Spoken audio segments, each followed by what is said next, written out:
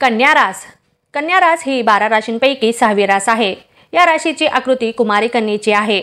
या राशीचा स्वामी बुध असून वार बुधवार आणि अंक हे 5 आहे. ही राशी पिंगट वर्णाची, स्त्री जातीची, द्विस्वभावाची, दक्षिण दिशेची, स्वामिनी, रात्रीची, बलवान, वायू आणि शीत प्रकृतीची, पृथ्वी तत्वाची आणि हिचा स्वभाव मिथुन राशीसारखाच असतो. हिच्यामुळे पोटाचा विचार केला जातो. ही राशी पुष्कळ काळ टिकणारी, स्नेह आणि विवेकाचे असे प्रतीक आहे. तर ही पाहिली आपण एक थोडक्यात माहिती कन्या राशीबद्दल. आता जानेवारी महिना आपल्या राशीला कसा जाणार आहे ते आपण बघूयात. हा महिना आपल्या राशीला भरपूर चढ उतार दाखविणारा असा जाणार आहे. तुम्हाला वेगवेगळे अनुभव तुमच्या वाट्याला येतील. त्याचा आपण योग्य रीतीने सामना करावा. प्रत्येक अडचणींवर तुम्ही मातही कराल. घरामध्ये कुटुंबाशी निगडीत कोणतेही निर्णय तुम्ही घेणार असाल तर तो आधी आपल्या घरच्या मंडळींशी बोला, विचार करा, परामर्श घ्या आणि मगच काय तो तुम्ही निर्णय घ्या. घरामध्ये जर काही वाद असतील तर ते पूर्णपणे मिटतील, संपतील आणि पुन्हा पहिल्यासारखी घरामध्ये सुखशांती लाभेल, नांदेल, प्रसन्नता वाढेल. आपल्या जोडीदारासोबत काही महत्त्वपूर्ण निर्णय घेण्याची शक्यता आहे. या निर्णयाने तुम्हाला तुमच्या भविष्यामध्ये भरपूर बदल पाहावयास मिळतील. याचा तुम्हाला फायदाच होईल. एखाद्या ठिकाणी प्रवासाला जाण्याची शक्यता आहे तर तुम्ही प्रवासाला नक्कीच जा. परंतु प्रवासामध्ये थोडेसे आर्थिक नुकसान किंवा धनहानी होण्याची शक्यता आहे. त्यामुळे जरा जपूनच प्रवास करा. नवीन लग्न झालेल्यांना थोड्या अडचणींना सामोरे जावे लागेल. हरकत नाही. प्रत्येक गोष्ट तुम्ही नव्याने शिकताना भरपूर अडचणी येतील त्यावर तुम्ही मातही कराल. घरामध्ये शुभकार्य घडतील. त्यामुळे संपूर्ण कुटुंब अगदी आनंदी असणार आहे. नातेवाईकांमध्ये थोडीशी कुरबुर होण्याची शक्यता आहे. एखाद्या गोष्टीचा मतभेद किंवा वाद होईल, परंतु ते आपापसामध्ये बोलून तुम्ही संपवण्याचा प्रयत्न करा किंवा तुम्हालाच पुढाकार घेऊन ते संपवावे लागतील. विवाह इच्छुकांसाठी नवीन स्थळ आपणहूनच चालत येतील आणि त्यामुळे घरात गडबड राहील, आनंदी वातावरण राहील. याचा तुम्ही पुरेपूर लाभ घ्या. एखाद्या क्षेत्रामध्ये महत्त्वपूर्ण निर्णय घेताना नेहमी आपल्या वडीलधाऱ्या माणसांचा सल्ला तुम्ही घेत चला. त्यांची संमती घ्या तरच कोणतेही काम सफल होण्याची जास्त शक्यता आहे. आपल्याला आपल्या प्रत्येक कामामध्ये त्यांच्या अनुभवांचा फायदाच होईल. तरी आपण त्यांचा पुरेपूर लाभ घेण्याचा प्रयत्न करा. आपल्या जोडीदारासोबत एखाद्या मुद्द्यावरून आपल्यामध्ये मतभेद निर्माण होतील किंवा छोटेसे भांडणही होण्याची शक्यता आहे. तरी इथे धीर धरा. वाद वाढवत बसू नका. आपल्या जीवनात ह्या महिन्यामध्ये अशा काही गोष्टी घडतील ज्या आपण इतरांना सांगू शकणार नाही आणि याचा परिणाम म्हणजेच आपली मानसिकदृष्ट्या तुम्ही अस्वस्थ राहाल. थोडासा मानसिक ताण तुमच्यावर वाढेल. जे कोणी रिलेशनशिपमध्ये आहेत त्यांना हा महिना थोडासा सावधान राहावा लागणार आहे.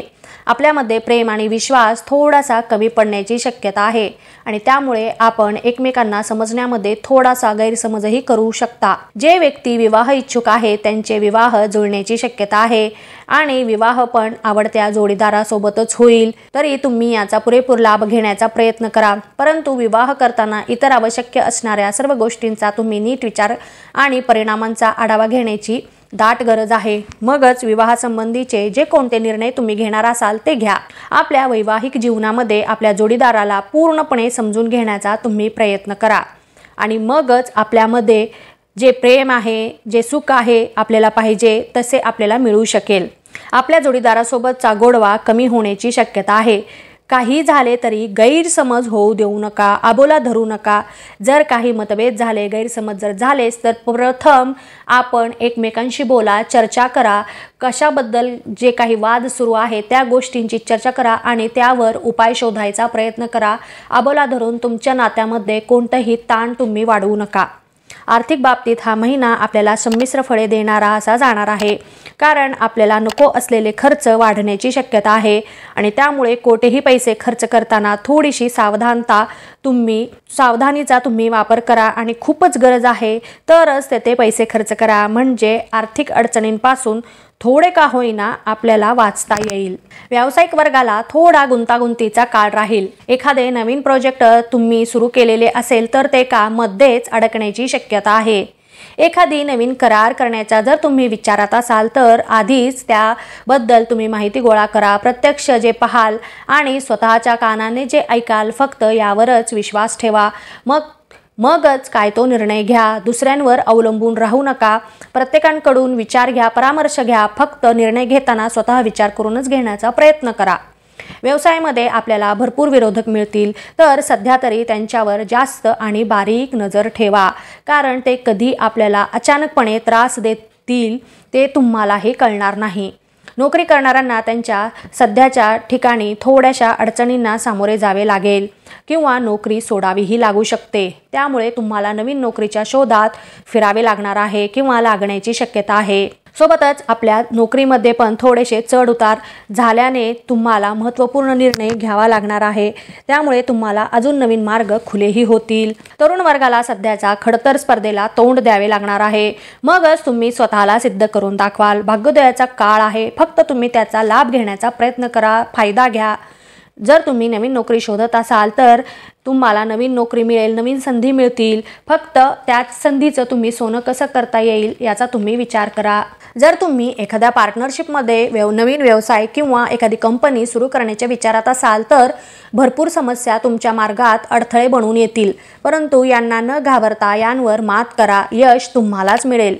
महिला वर्गाला थोडे विरोधी ग्रहमान राहणार आहे, म्हणून कोणतेही काम करताना आपली तब्येत सांभाळा आणि मगच कोणतेही कार्य करा. आपण स्वतःला स्वावलंबी करण्याचा जर प्रयत्न करत असाल, परंतु त्यासाठी आपल्याला काही निर्णय घ्यावे लागणार आहेत. तुम्ही तुमच्या निर्णयावर प्रथम ठाम राहा आणि मगच आपण जे ठरविलेले आहे त्यामध्ये आपल्याला 100% यश मिळेल. फक्त प्रयत्न करणे थांबवू नका. विरोधकांना उगीचच घाबरू नका. तुम्हाला जे करायचं आहे ते तुम्ही करू शकता. प्रयत्न केल्याने सर्व काही आपल्याला मिळून जाईल. विद्यार्थी वर्गाला त्यांच्या अभ्यासामध्ये एकाग्रता वाढेल आणि त्यामुळे आपल्या ध्येयापर्यंत पोहोचवण्यासाठी आपण एक पायरी पुढे जाल. सोबतच आपल्या शिक्षणाच्या ठिकाणी अशा काही चांगल्या गोष्टी घडतील, त्यामुळे तुमचे मनही खूप प्रसन्न राहील. स्पर्धा परीक्षेची तयारी करणाऱ्या विद्यार्थ्यांना त्यांना जसे हवे होते त्या मार्गदर्शकांकडून मार्गदर्शन लाभेल आणि अभ्यासाची एक नवीनच पद्धत तुम्हाला माहीत होईल आणि त्यामुळे तुमच्या अभ्यासामध्ये किंवा एकाग्रतेमध्ये अजूनच जास्त प्रमाणे भर पडेल. सोबतच आपली अभ्यासामुळे किंवा अभ्यासाच्या बाबतीत निगडीत कुठेतरी एखाद्या ठिकाणी प्रवास करण्याची तुम्ही शक्यता आहे. एखाद्या नवीन ठिकाणी जाऊन तुम्ही नवीन अनुभव गोळा कराल, नवीन लोकांशी भेटाल आणि त्यामुळे तुम्हाला अजून काही नवीन पद्धतीही शिकायला मिळतील आणि येणाऱ्या परीक्षेमध्ये तुम्हाला नक्कीच याचा फायदा मिळून जाईल आणि तुम्हाला जसे यश हवे आहे तसे तुम्हाला मिळूही शकेल. फक्त प्रयत्न करणे थांबू नका आणि जर एखादी संधी मिळाली तर त्या संधीचा तुम्ही पुरेपूर लाभ घेण्याचा प्रयत्न करा. ज्येष्ठ व्यक्तिवर्गाला उत्साहाचा काळ आहे, परंतु मानसिक स्वास्थ्य बिघडण्याची शक्यता आहे. काही गोष्टी तुमच्या मनामध्ये घर करून राहतील, म्हणून कोणत्याच बाबतीमध्ये अतिताण घेऊ नका. शक्यतो गोष्टी सोडून देण्यास शिका. त्या गोष्टी मनामध्ये जर घर करून राहिल्या तर तुम्हाला सतत चिंता राहील किंवा तुमचं मन अस्वस्थ राहील आणि त्यामुळे तुमच्या मनावर खूप वाईट परिणाम होण्याची शक्यता आहे. त्यामुळे गोष्टी सोडून देण्यासाठी आधी शिका, याचा तुम्हाला खूपच फायदा होईल. आणि स्वतःची काळजी घ्या. जुन्या काही व्याधी तुम्हाला परत त्रास देण्याची शक्यता आहे, त्यामुळे आधी आपलं शरीर तुम्ही सांभाळा, तुमचे आरोग्य सांभाळा आणि जर जमत असेल तर मानसिक स्वास्थ्यासाठी तुम्ही मेडिटेशन करण्याचा विचार करा, त्याची मदत घ्या. त्याच्यामुळे तुम्हाला थोडं तरी एक मानसिक समाधान लाभेल. तरी तुम्ही प्रयत्न करा. एकंदरीतच पाहता हा महिना तुम्हाला वेगवेगळे अनुभव देणारा, म्हणजे काही चांगले अनुभव, काही वाईट अनुभव, म्हणजेच काही ठिकाणी चढ, काही ठिकाणी उतार, असा तुम्हाला हा पूर्ण महिना जाणार आहे. तरीही अजिबात घाबरू नका. आलेल्या प्रत्येक समस्यांचा, प्रत्येक गोष्टींचा सामना करण्याचा प्रयत्न करा. सडेतोड उत्तर देण्याचा प्रयत्न करा. नक्कीच तुम्हाला यश मिळेल. प्रत्येक गोष्टीचा पुरेपूर लाभ घेण्याचा तुम्ही प्रयत्न करा. अजिबात घाबरू नका. तरी नवीन वर्ष सुरू झालेले आहे आणि वर्षाचा सगळ्यात पहिला सण आलेला आहे, तो म्हणजे मकर संक्रांती. आणि हा सण तर खूपच आनंदाने, गोडव्याने, प्रसन्नतेने असा भरलेला असतो. तरी ही संक्रांती तुम्हा सगळ्यांना जीवनामध्ये भरभरून गोडवा निर्माण करणारी जाओ, हीच ईश्वरचरणी मी प्रार्थना करत आहे. तुम्हा सर्वांना मकर संक्रांतीच्या मनापासून खूप खूप शुभेच्छा. आणि महत्त्वाचं ते राहूनच गेलं, आणि ते म्हणजे तिळगुळ घ्या आणि गोड गोड बोला. धन्यवाद. तुम्हाला माझे हे व्हिडिओ आवडले असतील तर इतरांनाही याचा लाभ मिळावा, यासाठी आपल्या मित्रमैत्रिणींना, नातेवाईकांना हे व्हिडिओ नक्की शेअर करा आणि लाईक करा. महत्त्वाचे म्हणजे सबस्क्राईब करा. धन्यवाद.